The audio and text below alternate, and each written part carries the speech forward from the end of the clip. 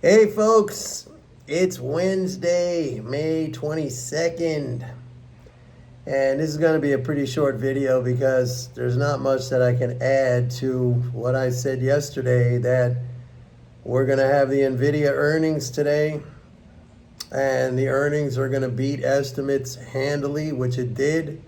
They announced a 10-for-1 stock split after the close. Nvidia shot up. It's up over 6%, over $1,000, and Nasdaq futures are up. Tomorrow the market's going to be up. We are still in a period where today you had a Social Security payment. June 1st, first of the month's payments coming up, obviously on June 1st. And then we come into June 15th with a quarterly corporate tax drain. So momentum, which is a word I don't really like to use because it really doesn't mean anything. I mean, it's just like, what it means is like people are just buying. They just keep buying. And I've been all over this. This is an investor cohort, an element of buying that personally I don't like. Okay, I'd rather get involved when people are panicking and selling out. I've said previously, and I've been saying, that the market is speculative. What does that mean? It means exactly what I just said.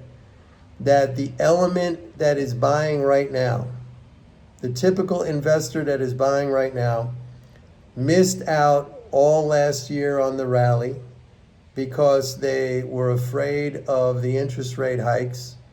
They didn't understand what that was. And by the way, this is not a critique of everyday, ordinary, mom and pop investors. This is also a critique of big names on Wall Street, major players who were bearish all last year, and they're trying to make up for that. They're jumping into the market right now. This is not an environment that I personally like to get involved in. I own stocks. I'm not chasing after anything right now. Nvidia is a great company. I buy it on pullbacks, and there will be, I keep repeating that almost daily.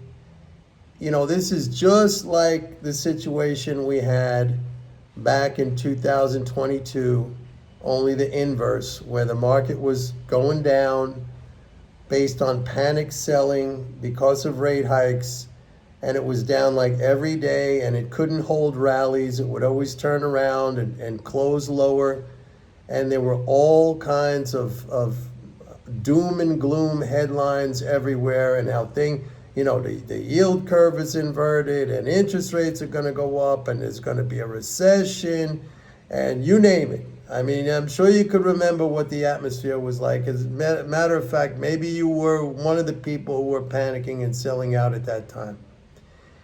That happens to be an environment that I love that, okay? I mean, I can't wait for those events to happen. Because like I said, that's when you get these opportunities, these great, you want to grow your wealth? That's the way to do it. If you have patience and you have some discipline and you wait around, I am telling you right now, trust me, believe me, you will have an opportunity to buy. The irony is that maybe many of you, when that opportunity comes along, you won't be buying, you'll be panicking, you'll be freaking out, you'll be selling. I remember the comments back then when it was happening. I absolutely remember the comments back then when it was happening. How this is going to be the worst crash, this is just never going to stop. XYZ is going on over here, and that's going to cause the Fed to do this or whatever. I remember all those comments, and they were all wrong. But I look at that. I mean, I wait for environments like that. Those are the best situations. Those are the best setups. And I find it very interesting how people behave when it just doesn't seem to be a rational type of behavior. But you know what? That's good for me. That's good for people who are disciplined and who are patient. So what happens now? As I said, and I spelled it out yesterday, there are several things that concern me with respect to the fiscal flows. Number one, which I've been talking about now for a while, is the net government transfers are falling year over year. What does that mean? It means that the deficit is falling. What is the deficit? It is the net transfer to the economy from the government. Like what the government spends minus what it takes away in taxes, that equates to the stock of financial savings in the economy. Okay, that's like fuel. That's like potential energy. Okay, that's falling. Also, the increase in leading spending flows, government spending flows, leading transfers, that is no longer accelerating when you look at it compared to last year. That's like, I would call that the second derivative, okay? The first derivative is just that top line leading spending flows. That's strong, okay? And I've been saying that. That is strong. But it is no longer accelerating like it was in the fourth quarter of 2023 and probably for the first two and a half months of this year, 2024. And I think that is going to result in a slowdown in economic growth. And we saw that slowdown in the first quarter of this year. We dropped from a 3.2% growth rate in the fourth quarter of 2023 to a 1.6% growth rate. And I am saying my forecast is that will be at best 1.6% growth rate in the second quarter, and I really think it's going to be below that. And that's why I've been saying, like, I'm kind of surprised at the Atlanta Feds. Right now it's they have a 3.6% GDP. That's been revised down twice from 4.2%. I have no idea how they came up with that. Okay. Let me mention also today was a classic kind of whipsaw, monetarist. Once again, you got to laugh at these guys. I'm sorry, but in the Fed minutes, the minutes of their last meeting, I guess the way it read, and I didn't read it. I don't pay attention to that stuff. I just see after the fact the way the market reacts, and I know exactly why it's reacting because that's monetarist zombie reflex reaction. Okay, that's pure emotion. Apparently, in those Fed minutes, there were comments made by Fed officials about their concern over the fact that inflation is not coming down fast enough. So, of course, the monetarists read into that equates to a longer wait time until a rate cut. You know, for them, everything is about interest rates. Everything is about interest rates. I sent out an email today to my subscribers where I really explained, like, interest rate adjustments really are only two things. Number one, they're price adjustments. And number two, they're fiscal operations. Okay, price adjustments, when the Fed raises rates, it raises the general price level because the cost of credit is reflected in the cost of all goods and services. When the Fed lowers interest rates, it lowers the general price level because, once again, the cost of credit is reflected in the cost of all goods and services. And it's a fiscal operation because the government is a net payer of interest. So when it raises interest rates, then necessarily the government is going to pay more interest. The non-government is a creditor to the tune of 34 trillion, right? That's the freaking national debt that we hear so much about, which is ridiculous, but those are government securities owned by the non-government. They receive the interest payment.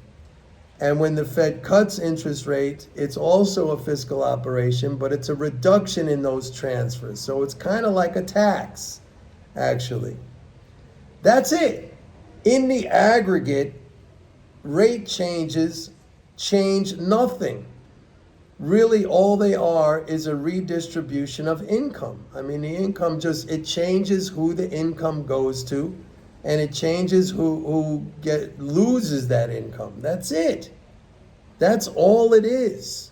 So this hysteria, this obsession with rates, where it's really meaningless. I mean, if you understand the dynamic of rate setting, then really your job only becomes one of determining what sectors of the economy are going to benefit from those rate changes and positioning yourself. That's why all through this whole inflation crap, I was saying to you that there's going to be sectors of the economy that benefit from this, and I made a bunch of videos where I said, instead of whining and crying and playing the victim about, oh, poor me, inflation, and I got to pay more. Yes, we all got to pay more. But at least try to do something. And how do you do that? You do that with understanding. You do that with knowledge. You have this amazing vehicle out there, the stock market, which at the very least, can help you a little bit, if not completely offset what's going on. Okay, you just have to understand, some knowledge. You have to understand what's going on and not just buy into this hyperbolic, oh my God, we have inflation. I mean, that is basically you're just deciding that you're going to be the victim and you're helpless and oh my God, poor me, if only they would do something to help me. I mean, the help is right there in front of you on a freaking silver platter. You don't want it? That's on you. I'm sorry. And I understand that maybe it's not going to offset completely. But why not take advantage, at least to the extent that you can? Why not? I mean, that ought to give you a little boost of self-esteem, a little boost of self-sufficiency, in the sense that, yeah, I'm not going to let this condition take me down, or at least I'm gonna work against that to the degree that I can. You know, it's like anything else, man. I've been talking about my boxing. Like, I'm never gonna be like a pro boxer. I mean, I'm 67 years old. I just started taking this up last year. I'm never gonna be a pro, okay? And I'm sure if I get into a street fight, I'm going to have, with everything I learned so far, which is like very little in the last 8 months, I'm going to be better than I was 8 months before. But do I think like it's a waste of time for me to do this boxing because if I get in some kind of a street fight, somebody's going to pummel me? First of all, I don't think that's going to happen, but let's just assume.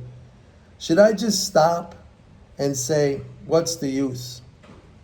What's the use? It's not going to help me. No, I mean, anything you can do to benefit yourself. This is my personal attitude towards life, okay? Anything you can do to benefit yourself, that just makes you a stronger, better person in many different ways, not just in one aspect. Also mentally, also emotionally, just to understand that you do have a certain degree of self-sufficiency, maybe a large degree of self-sufficiency. And you can't just throw your hands up in the air and say, oh, woe is me, it's terrible, it's not worth it. It's always worth it to improve, to learn. This is what I'm here for. This is what I try to impart to you guys. Like, learn, be better.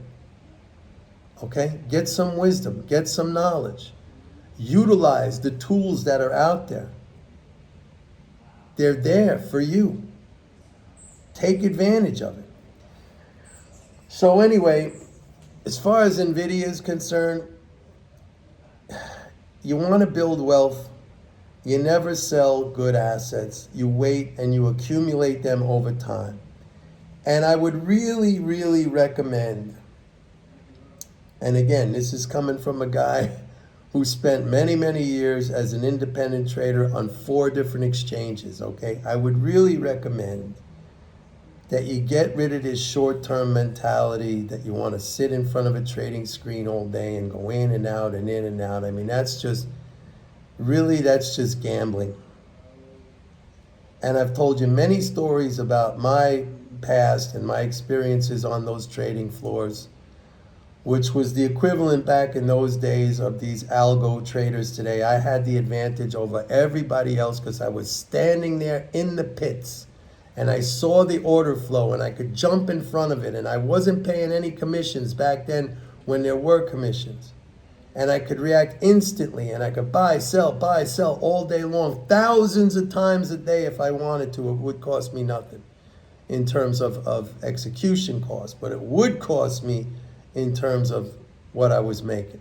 The more I traded, the less I made, unless I had some kind of an edge, which in the beginning when I started, I did have an edge, but then that kind of went away. It's the same thing like these Goldman Sachs and these big Wall Street firms. How do you think they make money? Because they forecast the economy correctly? No, they're almost always wrong. They make money because they are market makers. They pad a spread in their favor. They make a market for their customers on deals, on transactions, on executions, and they build in a profit for themselves. So it's a lock. Okay? And that's not a rigged game. It's the same thing as a retailer who buys wholesale and then puts a markup for, whatever it is, 50%, 100%. It's called business. Okay? I'm sorry. If you could build an organization like that and get the clients and get the customers, you could do the same thing. It's not illegal. And you shouldn't look down on it, but you don't need to be those guys. And if your thought is, it's unfair, I can't do, that's wrong. I mean, it's out there for you, man. It is out there for you. Just take advantage of it. Learn something, okay? Accumulate good assets over time. Teach that to your kids if you're young. Let that sink in, because if you understand that, there's no limit to the amount of wealth that you can build over the course of your life. Anyway, that's it for today. Remember, we're still in positive flows until early June. Then we have a tax drain. We'll get a pullback then. The market is very speculative. At some point, and again, I am not a fan of this rally. Okay? As long as I see these net transfers going down, I just think it's a matter of time before we see further slowdown in the economy. And let me repeat for the millionth time, the stock market follows the economy. There might be times when it gets stretched away from the economy, like maybe now is a time where it's making new highs every single day and we have a growth slowdown. But believe me, it'll snap back and mirror exactly what is going on with the economy. Just be a little bit patient. See you tomorrow. Bye.